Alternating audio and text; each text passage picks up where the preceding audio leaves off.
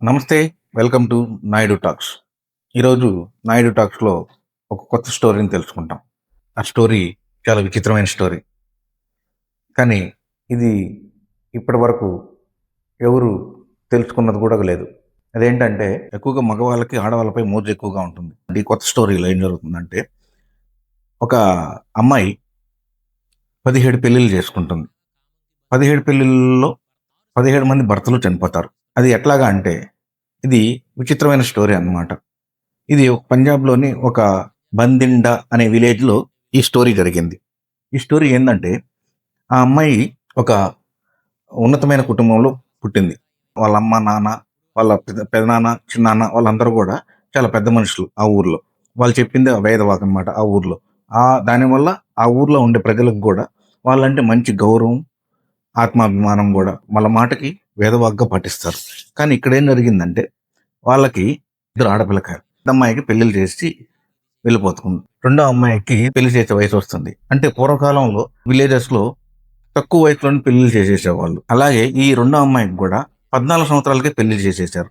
ఆ పెళ్లి చేసినప్పుడు ఆ అమ్మాయికి 14 సంవత్సరాలైనా గూడా ఆ అమ్మాయికి ఒక కొత్త విచిత్రమైన ఆలోచన పుట్టుకొచ్చింది. ఆ ఆలోచన గూడా ఏంటంటే ఆ 14 సంవత్సరాలకు పెళ్లి వయసొస్తుంది గానీ అంతకుముందు ఆ అమ్మాయికి ఒక బాయ్ ఫ్రెండ్ గూడా ఉండేవాడు. అంటే 14 సంవత్సరాలంటే ఇదే ఇప్పుడు చూసుకుంటే పదో తరగతి 10థ్ క్లాస్ చదువుకునే వాళ్ళ వయసనమాట. అలాగే అప్పుడు 14 సంవత్సరాల్లోనే పెళ్లిళ్ళు చేసేసేవారు విలేజెస్‌లో ఉండేవాళ్ళు. అదేంటంటే బాయ్ ఫ్రెండ్ ఉన్నా గూడా ఆ అమ్మాయికి పెళ్లి సంబంధం వస్తుంది. పెళ్లి సంబంధంలో ఆహ్, పెళ్లి చేసుకుంటుంది. ఉన్నతమైన కుటుంబంలో ఉండేవాడిని తీసుకొనొచ్చి వాళ్ళ తల్లిదండ్రులు ఆ అమ్మాయికి మ్యారేజ్ చేస్తారు. మ్యారేజ్ చేసిన వెంటనే ఒక 6 నెలలకి భర్త చనిపోతాడు. భర్త చనిపోయిన వెంటనే ఇది ఏదో జరిగిందిలే అని చెప్పేసి అనుకోని ఆ అమ్మాయికి ఊర్లో వాళ్ళందరూ తన గురించే మాట్లాడుకోవడం సరిపోతుంది. కానీ ఆ అమ్మాయికి అది మనసులో పెద్దగా అనిపించదనమాట. భర్త చనిపోయాడనే ఆలోచన కూడా ఉండదనమాట. అలాగా పెళ్ళైన 6 నెలలకి భర్త చనిపోయిన వెంటనే తర్వాత ఒక 2 నెలల తర్వాత మళ్ళా సంబంధాలు చూసి ఆ అమ్మాయికి పెళ్లి చేస్తారు. పెళ్లి చేసిన వెంటనే అతను కూడా ఒక 5 నెలలకే చనిపోతాడు. చిన్న వయసే కాబట్టి మళ్ళా మూడో సంబంధం గూడా ఏర్పాటు చేస్తారనమాట. మూడో సంబంధం ఏందంటే, ఒక పెద్దాయనతో పెళ్లి చేస్తారు. అప్పటికే ఆ అమ్మాయికి 14 సంవత్సరాలు టు 15 సంవత్సరాలు పెట్టిందనమాట. 6 నెలలకి, ఒక 4 నెలలకి కలిపేటప్పటికి 2 పెళ్ళిళ్ళు అయిపోయినాయి. మూడో పెళ్ళొచ్చేసి ఒక పెద్దాయనతో. పెద్దాయనంటే కనీసం ఒక 45 సంవత్సరాలు, 40, 45 సంవత్సరాలు ఉండే వయసు అతనితో పెళ్లి చేస్తారనమాట. అతను కూడా 5 నెలలకే చనిపోతాడు. ఏం జరుగుతుంది ఇట్లాగా అని చెప్పేసి ఇదేందంటే వాళ్ళు ఒక క్రిస్టియన్ క్యాథలిక్ సంబంధించిన కుటుంబంలో ఉండేవాళ్ళనమాట. క్రిస్టియన్స్, క్యాథలిక్ ఉండేవాళ్ళకి ఏందంటే, వాళ్ళకి పెద్దగా పట్టింపులుండవు.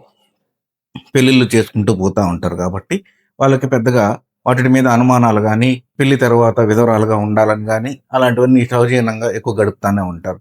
అట్లాగా నాలుగో పెళ్లి గూడా చేసుకుంటుంది. నాలుగో పెళ్లి కూడా చేసుకున్న తర్వాత, ఒక సిటీలోకెళ్ళిపోతారనమాట. సిటీకెళ్ళిపోయిన తర్వాత, అక్కడ అతను గూడా ఒక 5 నెలలకు చనిపోతాడు. 5 నెలలకు చనిపోతాడు. 5 నెలలకు చనిపోయిన వెంటనే కానీ ఆ అమ్మాయి మళ్ళా తిరిగి ఇంటికి రాకుండానే అక్కడే ఉండిపోతుంది. అంటే ఈ చనిపోయిన విషయం గూడా ఇంట్లో వాళ్ళకి తెలియకుండా అట్లాగే మెయింటైన్ చేస్తానే ఉంటదనమాట. తర్వాత మళ్ళా ఇంకొక 4 నెలలకి తర్వాత అక్కడే ఉండి దాదాపు 6 సంవత్సరాల లోపల మొత్తం 16 పెళ్ళిళ్ళు చేసుకుంటుంది. 16 పెళ్ళిళ్ళు చేసుకున్న విషయం ఆ అమ్మాయికి ఒకదానికే తెలుసు. కానీ ఇంట్లో వాళ్ళకి మటుకు ఐదో పెళ్ళో, ఆరో పెళ్ళో అన్నట్టుగా విషయం తెలుస్తదనమాట. ఏదో జాతక దోషంలో ఉంది గాబట్టి క్రిస్టియన్స్‌లో ఉండేవాళ్ళు జాతకాలు ఎక్కువగా నమ్మరు. జాతకాలు గూడా చూపెట్టుకోరు. జాతకాలు ఎక్కువగా నమ్మరు. అందుకని పెళ్ళిళ్ళు చేసుకుంటూ వెళ్తారు. ఏదో జరుగుతుందిలే అని చెప్పేసి. కానీ అక్కడ జరుగుతున్నది వేరే సిట్యుయేషన్ అన్నమాట. అట్లాగా 16 పెళ్ళిళ్ళు చేసుకుంటది 6 సంవత్సరాల్లోనే. ఆ అమ్మాయి పెళ్లి చేసుకోవడం విషయంలో కొంతమందికి ఒక అనుమానం వస్తుంది. ఆ అమ్మాయి కావాలని అలాగ చేస్తుందా? లేదంటే జాతకంలో దోషమా? లేదంటే ఈ అమ్మాయి చంపించేస్తుందా?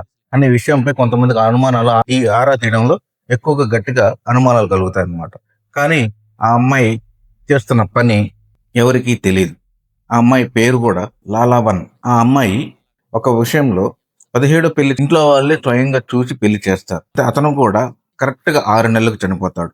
అప్పుడు అనుమానం వస్తుంది ఆ అమ్మాయి మీద. అంటే ఊర్లో ఎవరికి అనుమానం రాకపోయినా పోలీసు వాళ్ళకి అమ్మాయే చంపిందని చెప్పేసి గట్టి అనుమానం కలుగుతది. ప్రతి ఒక్కరిని అలా చేయడం మొదలు పెట్టుకుంటూ వచ్చింది.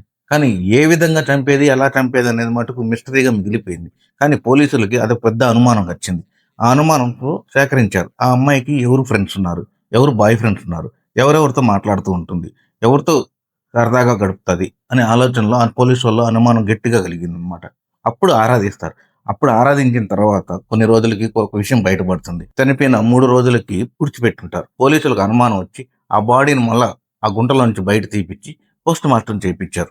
పోస్ట్‌మార్టం చేపిచ్చిన వెంటనే దాంట్లో ఒక చిన్న విషయం తెలిసింది. అదేందంటే ఈ అమ్మాయి ఎవరితో అయితే పెళ్లి చేసుకుంటాదో వాళ్ళ మీద మోజు తీరిపోతుంది. 4 నెలలకో, 5 నెలలకో, 6 నెలలకో మోజు తీరిపోయిన తర్వాత వాళ్ళకి అన్నంలో ఒక కెమికల్స్ అనేది కలిపి నిదానంగా ఒక వారానికి, 10 రోజులకి, 15 రోజులకి చనిపోయేలా విధంగా ఒక కెమికల్ అనేది కలిపి అన్నం తినిపిస్తుంటారనమాట. అదేందంటే లోపల లోపల ఎక్కువగా పేగులు తినేసి ఎవరికీ తెలియనీయకుండా రక్తం కక్కుకోవడము, ప్లస్ ఏమీ బాగాలేకుండా పోవడం, ఒక క్యాన్సర్ లాగా రావడము అనేది ఏర్పడి వాళ్ళు కరెక్ట్‌గా 10, 15 రోజుల లోపల చనిపోయేవాళ్ళనమాట.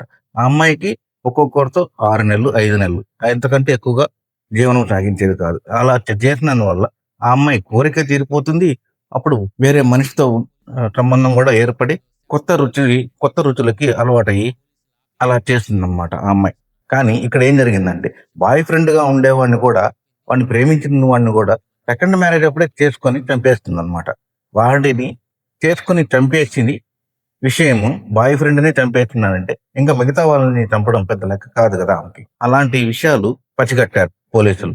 తర్వాత ఆమె కలుపుతున్న కెమికల్ ఎంత ప్రమాదకరమైందంటే, అంత ప్రమాదకరమైంది. వితిన్ 10 రోజుల్లో గాని, 15 రోజుల లోపల గాని వెంటనే చనిపోతారు. టాక్సికేట్ కెమికల్ అనంటే అది చాలా ప్రమాదకరమైన కెమికల్ అన్నమాట. అది వితిన్ యాసిడ్‌తో పాటు యాసిడ్ కన్నా కూడా కొంచెం తక్కువ. కానీ నిదానంగా పేగులను తినేస్తుందన్నమాట. ఆ కెమికల్ నల్ల మందులాగా ఉంటుంది.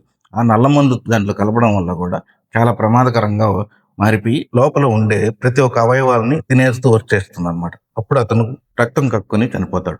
కుటుంబంలో వాళ్ళు చేసిన పెళ్ళిళ్ళు 8 అయితే, ఆ అమ్మాయి సొంతంగా చేసుకొని పెళ్ళిళ్ళు మొత్తానికి 16 మందిని చంపేస్తుంది. 17వ దాంట్లో ఆ అమ్మాయి పట్టుబడతాదన్నమాట. ఇట్లాగా 17 పెళ్ళిళ్ళు చేసుకున్న ఆ అమ్మాయి కొంతమంది ఏమనుకుంటారంటే, దేనివల్ల చేసింది? ఎందుకు చేసింది? అనే ఆలోచనల్లో కొంతమంది ఉంటే, ఆస్తి కోసమో, ప్లస్ వాళ్ళకున్న డబ్బు ఆస్తులు విసులు కోసమో, లేదంటే సుఖం కోసమో, లేదంటే ఒక్కొక్కరు ఒక్కొక్క విధంగా మాట్లాడుకుంటూ వచ్చేవాళ్ళు. 20 సంవత్సరాల లోపలే 16 పెళ్ళిళ్ళు చేసుకొని 17 పెళ్ళిలో ఆమె నిందితురాలుగా నిర్ధారించబడుతుంది. ఇదండి కొత్త రకమైన స్టోరీ.